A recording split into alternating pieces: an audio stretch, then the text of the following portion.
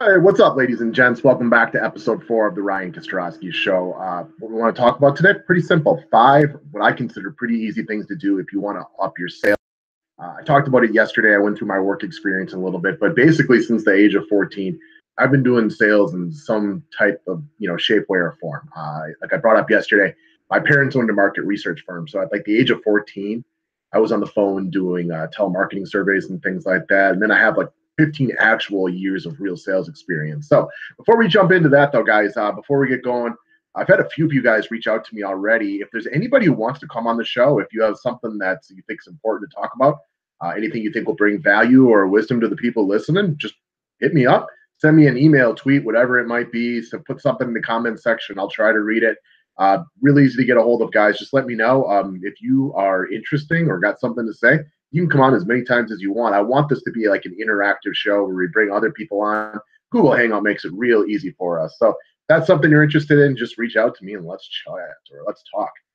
Try to combine the words chat and talk right there. That doesn't work so well. Anyway, now, if you're like me and you've done a lot of sales in the past, if you own your own business, whatever it might be, I mean, inquisitive and I like to read links and watch videos on the things that you can do to get better. You'll hear a lot of the same things. So I want to focus on some other things that don't get talked about as often.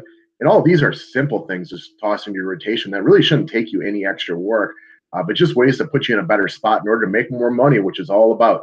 If you're doing sales, you want to make money. That's why you got into that industry in the first place. So, number one, guys, get a bottle of scope, bring a toothbrush and toothpaste to work, load up on gum, get breath mints, whatever it takes, especially if you are a coffee drinker like a lot of us.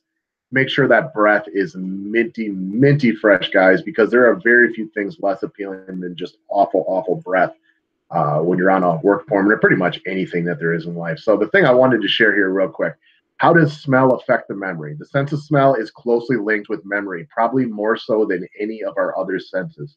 Those with full olfactory function may be able to think of smells that evoke particular memories. All that we're saying right there is people, if they smell something, it has a weird way of sticking in your memory. So if you have that rancid coffee breath, which most of us coffee drinkers especially know what I'm talking about, or if you happen to be a smoker, it may seem like a subtle thing, but when people catch that, it sticks in their mind and it's unappealing to them.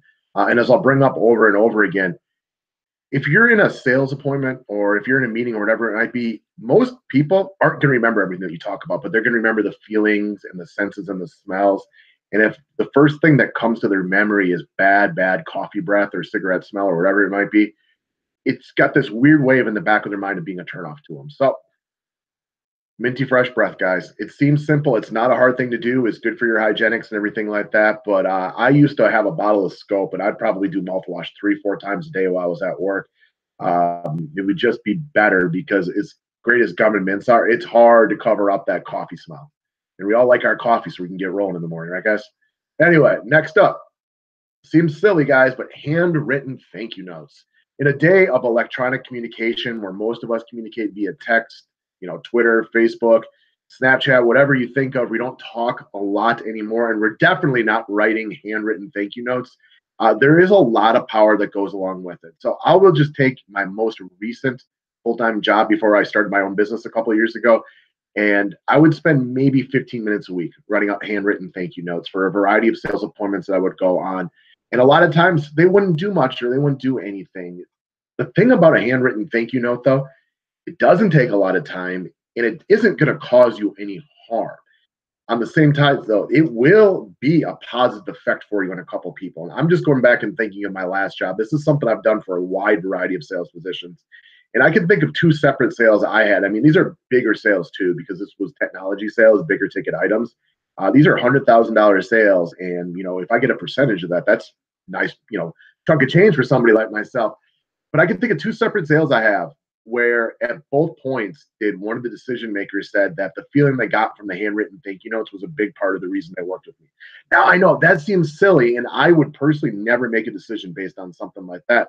But people make decisions based on different things. And it goes back to what we already talked about, and that is when you're getting all this information, it's tough to pay attention to, but people do remember the feelings that they get from somebody and just things that will work on their intuition. If you took time to write a handwritten thank you note, this will affect enough people that something good will eventually come out of it. There are a lot of people where it won't mean anything, but also a lot of decision makers are still a little bit older, and they're coming from a generation that isn't as big on electronic communication, even though we all have to use it these days. There is something to be said for it. It's another one of these things you can do. It doesn't take you a lot of time. This isn't like you have to get up, get up an hour early every day, come into the office an hour before everybody else. I'm asking you to take about 15 minutes of your week, maybe, probably even less than that for a lot of you guys. Write some handwritten thank you notes. And while it won't affect everybody, you will get some traction with it from at least a couple of people. All right, next up. Okay, so I've done a variety of sales. And when I first got out of college, I did siding and window sales, which meant I would go to people's houses. I would do a full demonstration. It would take a long time. Like, if you made the sale, you could be with somebody for 4 hours. You'd be amazing the things people will tell you about their personal lives if you sit with them for 4 hours when you're in their own house. So this is weird to me, but as a dog person, I guess I can kind of understand it. If you go to people's homes, if you do door-to-door sales, whatever it might be, even if you aren't a dog person, you have to make yourself a dog person. And while it might seem crazy to some people who aren't dog people, I can tell you that from my own personal experiences, I have tens of thousands of dollars in my pocket. Well, not anymore. That money's long since been spent, but I made tens of thousands of dollars that were, and at the end of these sales, because these were one-call closes in people's houses, I would have the decision maker tell me that they knew right away because their dog liked me, that they were going to buy from me. I'm not kidding you. This happened over and over and over and over again. It seems really, really weird. I know that people would make decisions because their dog liked you. And it worked the other way around too. Because I was friendly with their dog, I gave them a good vibe. And again, for people who think more analytically like I do and things are pretty non-emotional and cut and dry, it doesn't really make sense and it doesn't add up. But I mean, this wasn't something that happened once or twice. This was a common occurrence over and over again. At the end of a sale, people sign the contracts, you fill out the paperwork, you walk away, and it was one of the last things that they would say to me. Yeah, I knew right away that I wanted to buy from you because my dog liked you. It's weird. I'm telling you, man, it's a little weird, but there's a lot of truth behind it. I can tell you that my wife, not my current, my only wife, that the first time I ever drove her home, I got out of the car because her dog was out in the driveway and I wanted to meet her. And she said that was a big thing for her. People are really, really love their animals. And I'm a big dog lover, so I get that.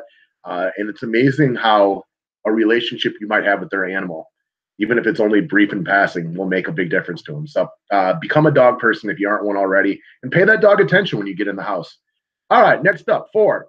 This one will seem simple. It's something that we've been told a million times over and over again, and it never gets old. And this doesn't just go for sales. This goes for everything, guys. Smile and eye contact, smile and eye contact, smile and eye contact. Smile and eye contact. Short, sweet, to the point. I cannot tell you how valuable those two things are. Eye contact is critical. Not creepy eye contact. Don't stare at them like some weirdo at the mall or anything like that. But eye contact, right there. Look at them. Smile. And this goes back again to what we talked about already, where people. My last job, these demonstrations we would do, 2, 3, 4 hours long, and you're going through all sorts of different types of technology. And by the time that is done, most people can't remember the first thing that you told them. But if you're smiling and you're making eye contact, those are things that they will remember. It will give them a positive feeling. Those feelings are things that won't leave them, whereas a lot of that information, there's just too much and it's overwhelming.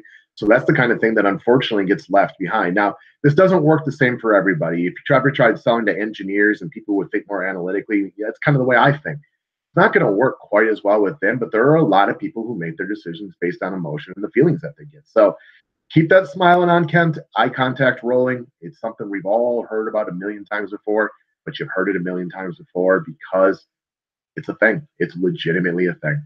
All right, last thing I want to bring up. So not all customers are created equal.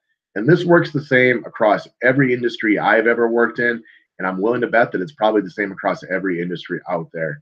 Typically, people who try to work you down for every dollar that they can get out of you, they're oftentimes not the best customers. So I'll think of a job I had when I first moved back to Wisconsin. I worked for a company called TruGreen, and it was back during the economic crisis. And it was the first place that I could get hired at. So I worked there for about a year. And we would get customers all the time. That people who would work you for 25% discounts and things like that were the same people that would want to have you come back 12 times because there was a weed left over after you were there last time. So not all customers are created equal. The same goes for leads. Now, Most salespeople will ride the wave up and down, up and down. And when things are bad, they can be real bad. And when things are great, sales is the best job in the world. Unfortunately, it's not that way for most people. Most people ride the wave a little bit more. Your cream of the crop salespeople, maybe not quite as much, but most people kind of fall into that middle tier, that middle part of the bell curve that most people fall into. You will ride your ups and downs. So if you've ever caught yourself chasing a lead because you feel like you're desperate for that sale, you got to put some numbers up, your manager's on your back or whatever it might be, don't continue to waste time on people you know aren't going to buy just because these people are actually willing to talk to you. We've all had a million of these leads in the past. They never amount to anything, but because they'll actually take our phone call and talk to us, we waste our time on it. I'm willing to bet anybody watching this who's been in the sales game for a while or owns their own business or whatever it might be knows exactly what I'm talking about. So when you get into those times when you're really desperate for a sale, that's not the time to waste extra time with people who aren't going to buy from you from the get-go. That just means you got to pound the pavement a little bit more, get on the phone, get to some networking events, whatever you do to come up with your leads, do more of that. Don't just waste your time on the people who aren't going to buy from you simply because they're willing to give you some time of their day. I learned this early on when I was doing that siding and windows job. I remember my first boss, even though this guy was a total, let's just be nice, this guy was a complete piece of shit. There's a reason he got fired for sexual harassment, but that's not the point or case there. It doesn't mean he didn't have any knowledge on the sales process. And he explained to us that when we were doing these one-call closes, the people that invite you in, give you a beer, make you coffee, even offer you food and things like that, typically the people at the end that are also willing to tell you no because they're not afraid of you. The people who give you all the guff and all the flack up in the beginning are usually the people that will say yes a lot easier at the end. So a lot of these things will go for these same types of leads. The people who are willing to talk to you and talk to you 9 times about a decision that shouldn't be that complex, they're usually not going to end up buying from you in the long run. So be careful with where you spend your time. Not all customers are created equal, and not all sales leads are created equal. So spend your time wisely. I know it's easy to feel like you're being productive when things aren't going well if you're at least talking to somebody, but that doesn't make it true, especially if you know that person's not going to be buying from you. So those are just a few of the things I have. I would encourage anybody else who's done sales that might be watching this, feel free to share any of your comments or anything that has worked for you. I'm by no means the number one salesperson that's ever walked the face of this earth. So I'm always willing to listen and to learn myself. So if you got anything, toss it in the comments section. If you're new to the station, appreciate a thumbs up and appreciate anybody subbing to it. Outside of that, guys, thanks for watching and have yourselves an awesome day.